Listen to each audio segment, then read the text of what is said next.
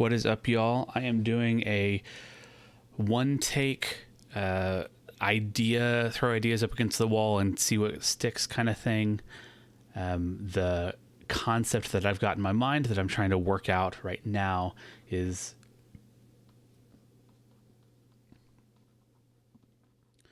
Kanban for job search. And if this video, I don't know, blows up or some people take interest in it and y'all want me to do a more thought through or higher production version of it, I'm happy to do that. But I'm putting this out there as kind of a MVP, minimal viable product or minimum viable product. Anyway, and this is kind of Kanban with an asterisk. It's not really Kanban, but I'm using a lot of the Kanban kind of setup and ideas to lay out my thought process. So if you're familiar with Kanban, keep moving forward. If you're not familiar with Kanban, either watch the video and try and pick it up or go learn a little bit about Kanban. But this is my setup. So if we've got some swim lanes, we'll call this end swim lane like landed.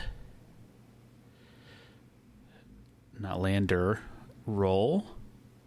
And this is a pretty definite work in progress equals 1. Over here is like post job, right? And we can have as many over here as we want. And depending on who you talk to, maybe the more the better. Anyway, landed roll, work in progress 1. We only want one roll in this active one item in this active role lane, because I don't want to be working 2 jobs. I only want to be working 1 job. The next one over, we'll call this like negotiations, and that work in progress is pretty low because you don't want to be I don't know, somewhere like 4 or 5. Hey, that's not a 4. 4 or 5. And those aren't exact numbers, but for the sake of this conversation, we'll say 4 or 5. The next step over before negotiation is like the interview. And this work in progress can be pretty high. We can be interviewing with multiple people at the same time. It's not going to be 4 or 5. I guess you could do more than that. Maybe work in progress is like, I don't know, 10. We'll just use big round numbers. I don't know why you'd want to be interviewing with 10 people at the same time, but if you had the opportunity to, I say go for it. Before the interview is like the application process. And the application process, man, this work in progress is high. 100 or something, maybe 1,000. An application process is kind of a misnomer because this is also like notice of intent. And this is like the interview's like getting to know you.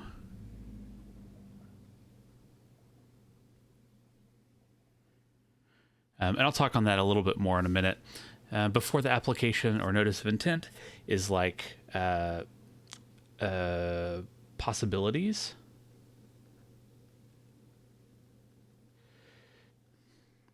And this work in progress is pretty high for this conversation. We'll call this 1,000 as well. Possibilities applications can be as high as you need them to be. Before possibilities, we'll call this, I don't know, like ideas or companies. And this work in progress should actually probably be pretty low. Like, I don't know, in the 10 range. Anyway, we'll work out some of this in a minute. So, and then we're going to use kind of this modified theory of constraints. to work through kind of my idea with this. And this is not a true theory of constraints. It's kind of like borrowing some of the ideas and just as a way to explain what I'm thinking through. So if you've got your landed role, work in progress 1, right? That's your goal. When you don't have anything here, when this is empty, what you're doing is you're looking up the river to find the next bottleneck, where things are not getting through. So you can look up the river to negotiations. If you've got a bunch of things in your negotiations phase and they're not making it to the landed role phase, then you know that this is the phase you need to focus on. If you've got, nothing in your negotiations phase, but you've got, 20 things in your interview phase, but none of them are making it up the river, then this is the phase, this is the area you need to focus on. Before you start over here, before you start pushing things through the process, or pulling things through the process rather, you want a pull system, not a push system. Reviewing each of these and working yourself on each of these is important. For the negotiations phase, you want to figure out, kind of pre-negotiate with yourself what you want out of this phase. So some of the things that I know that I focused on is like dollar amount, like salary. If I go into this negotiation phase with any of the items and I don't know these, our negotiations aren't going to go well. They're going to end here, or they're going to get me something that I don't really want. And for whatever reason, it's not going to make it back past this phase. Salary, paid time off, benefits, bennies, what else? Like culture, company culture, you need to know in your negotiation phase. And some of that's going to play part in this interview, getting to know you phase. But if you go into the negotiation and they say, hey, I want to give you $10,000 a year, and you don't know how much you need to live A, the life that you want, or B, the life that, that you need, or the money you need to support your family or yourself, or, if you know that, hey, a big part of my life is travel, then I need like a lot of PTO and a lot of money in this negotiation phase. Knowing that before you go into that phase with any of your items is super important. So that's also like knowing yourself and knowing what you want. This is also, I'd also categorize in here like your 9 to 5, your desk job, and some of this, I may put some of this over here into the interview, getting to know you phase. But knowing these kind of things is super important kind of at the beginning of your process, because you want, once things make it up to this point, you want things to be able to flow smoothly. So, knowing your negotiations, knowing your interview, and these are things that I'd say, because the interview is not just the company getting to know you, the interview is also you getting to know the company. So the company and the role even. So what's the culture like at the company? What's your work hours? Are you expected to work, late nights and weekends? Are you expected, is there like overtime expected? Is there bonuses for overtime? Are you working at a desk? Are you working at home? Are you working out in the field? These are a lot of things that knowing yourself and knowing what you want out of your job is so important. The other thing, like that's the you getting to know the company and the role. And the other thing is the company or the interviewer or the hiring manager getting to know you. And so these are things that you can work on, like how you how the role that you're interviewing for, sorry, I'm twisting my words up, how you are right for the role you're interviewing for. And you do this through being able to talk about your history, where you have experience for the role, for the company. If, for me, I'm looking for a Scrum Master role right now. And if a media company came and talked to me and said, hey, we need someone who knows about the media, we can teach you what you need to know about Scrum, but we need someone who knows about film. Man, that's right on for my experience, right on for my history. If the company comes to me and says, we need someone who is familiar with working in teams or leading teams or managing the business side of the Scrum group, I'm ripe for that because I have history and experience in that. One of the tricks, the things to think about in this phase is not specifically like what my history and what my experience can lead to for the role, but how it does, because there are so many nuanced ways that what you want to do is supported by what you have already done. And finding those ways and being able to talk about them, being able to give examples of, a time when you had to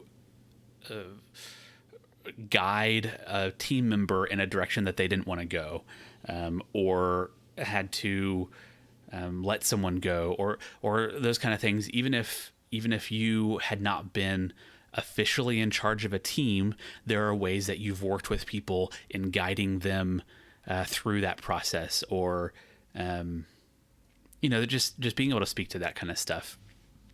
So negotiation, interview, application. This is also like notice of intent, because sometimes you get to this phase through an application where you go to their website and you click on the search bar and you type in what you want to do, and they give you a bunch of options, and you click on the right role, and then you fill out the application with your my brain is fried, with your resume, and they review your resume, and then they let you know, hey, we want to interview you. Sometimes it doesn't happen that way. Sometimes that's a buddy of yours who works at the company, and you say, hey, you seem to like your company. What kind of roles are there available? Sometimes you don't even send in a resume or an official application. Sometimes it's a conversation or a phone call or whatever that gets you into this phase. And so some of the things that you want to work on for this phase is your resume. And the same way that you've looked at your history and your experience in your interview phase, you want to speak the same stuff on your resume. You want to know what the role is, and how what you have done applies to it and supports it. The other thing you want to do here is network. You want to get to know people. You want, because networking gets you those contacts. And what's the statistic? I know it's high. I think it's something like over 50%. It may be more than that. For this conversation, we'll just say more than 50% of jobs are landed from the network, not from the resume or the application. And that is due to a lot of things, including these job boards not being used properly or not being kept up properly. Also, if you know someone at the company and they know the job is opening, they usually know the job is opening before it goes up on the job board. And so they can put your resume or get that conversation going beforehand. Also, why would a company not want to hire a personal recommendation of their employee if they respect that employee? Seems like a no-brainer. So networking, this is also, part of networking is social media. I hate social media. I detest social media. It is just the culture around social media really bothers me. But I also know that social media is a tool that I can use to build out my network, to introduce me to people, to build that connection. I have a lot of thoughts, ideas about this section, and I would like to put together another kind of topic conversation for really hacking this section of the Kanban for job search. The next section, the possibilities, is, finding those roles to apply for if that's on a job board. Identifying which ones, are the ones that you want to do and which ones are not. That's talking to people, pulling this network into here. That's talking to people about what roles and what companies and that kind of stuff you are interested in. If you've got a buddy who works for company A and you want to talk to them and say, ask them how working for the company is, what working for the company is like, if it's something that you might be interested in, because that's going to point out these not interested roles and jobs, as much as it's going to point out these interested roles and jobs. So this is your possibilities, and this possibilities list is going to be longer than the time you have to put applications in, or the time that you have to make those social media or in-person network connections. And then before that is your ideas and companies. And this is, honestly, this is going to be a lot of work as well. I think maybe as much work as this interview, getting to know the company section, knowing what you want out of the company. Because this is identifying companies, identifying roles, and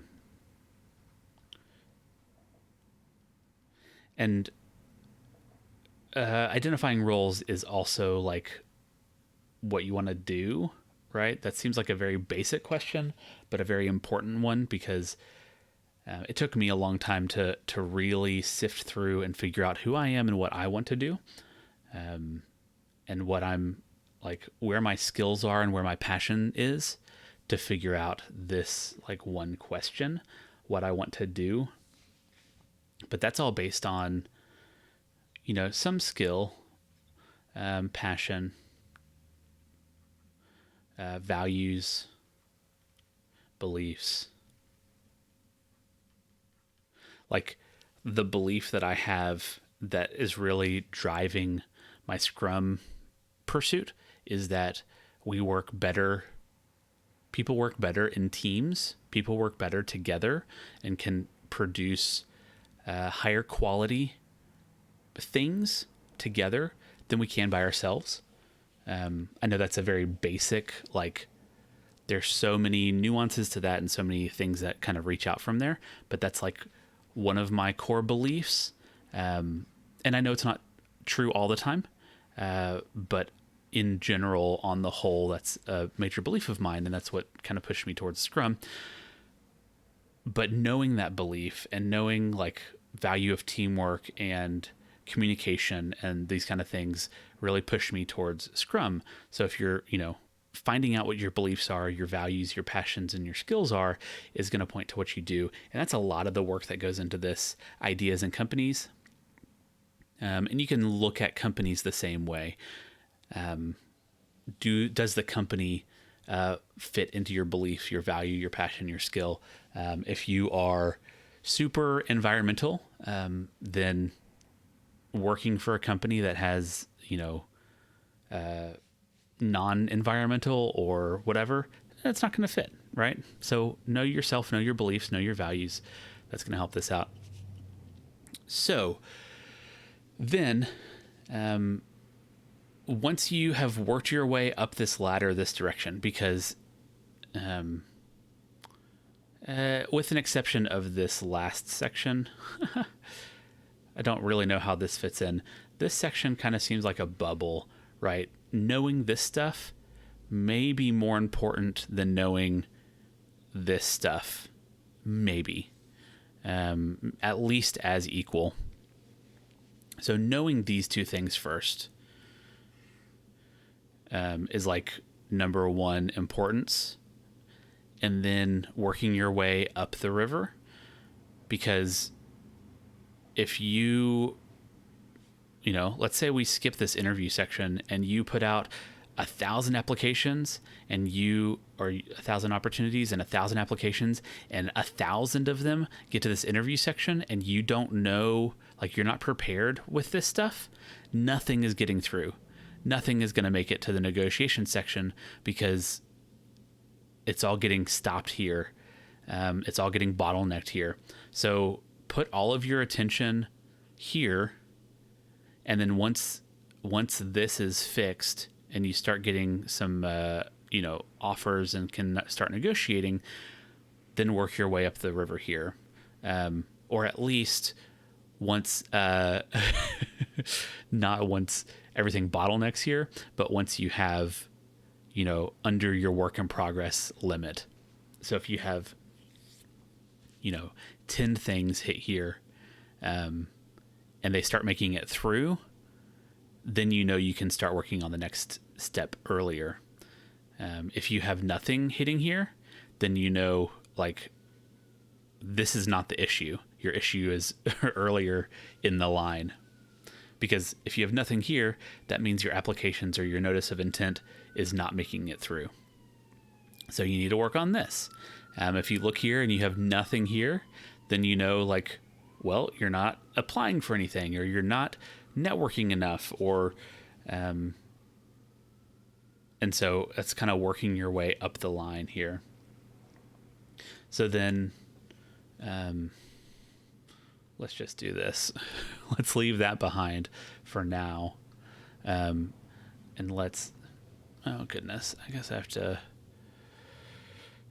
redraw this out, which is silly, but also I'm not putting that much effort into this conversation. This is also kind of me just working out ideas. So that means you can start Kanbaning these things. They go from companies you want to apply for and roles you want to apply for, and then they can go into this is that applications possibilities, and you've got multiple possibilities based on one company or one industry, and then your possibilities, you want to make sure that they get into the right ones. Let's not do this one if it's not the right possibility, right? It can die there. I'm happy to let it die and not push it on to the application or is it notice of intent. So if you send these applications in, and let's say this one doesn't make it, right? You send an application in and it doesn't land. It's actually going to look more like this, where you have a lot of them that don't land, and a lot of networking and a lot of sending in your intent to people or letting people know your intent that are not going to make it through. But that job does, or that opportunity does make it through to the interview phase.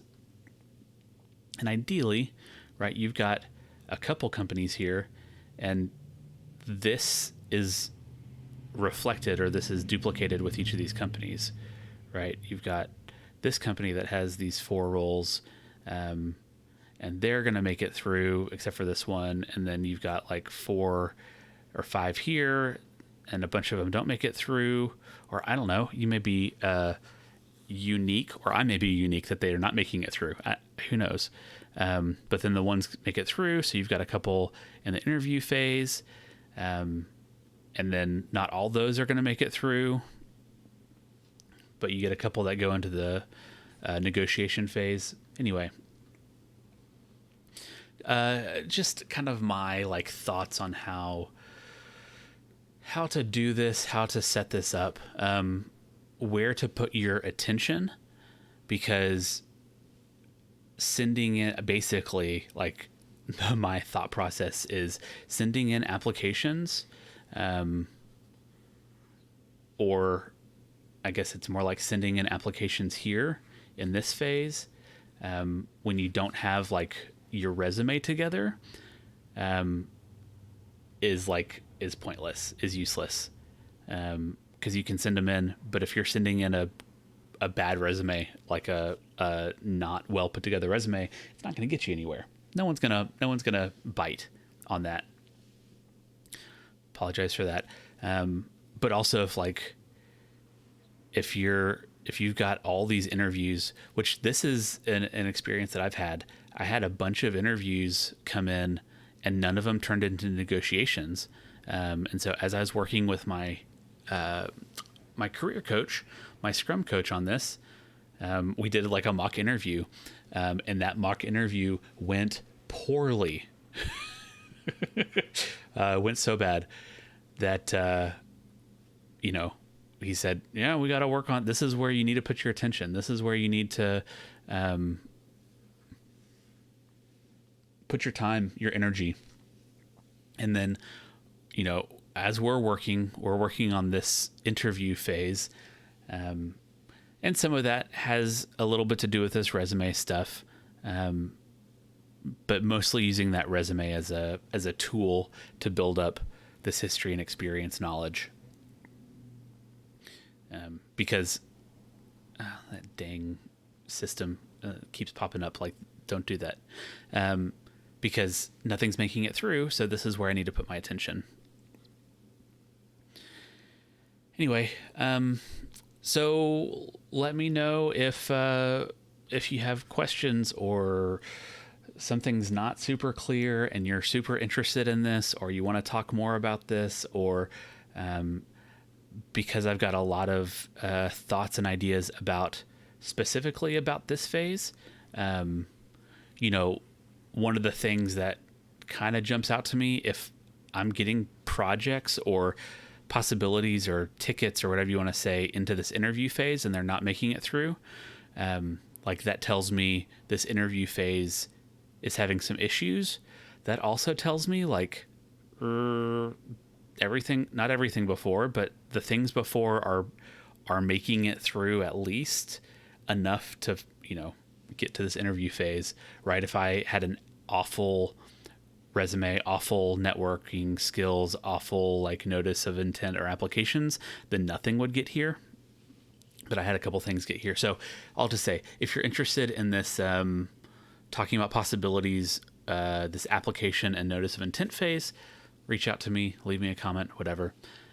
I hope that you have a wonderful day. I hope that if you've made it this far, even if you just listened to the first 5 minutes or 3 minutes of this video, I hope that you got something from it. What I love, take from this what sticks and leave the rest. Don't worry about the rest. It's no good to you. It's no good to me if it's going to hinder you or bother you. Just take what's beneficial from this. And if nothing is, take nothing, and enjoy the rest of your day. All right. Thanks for watching. Bye.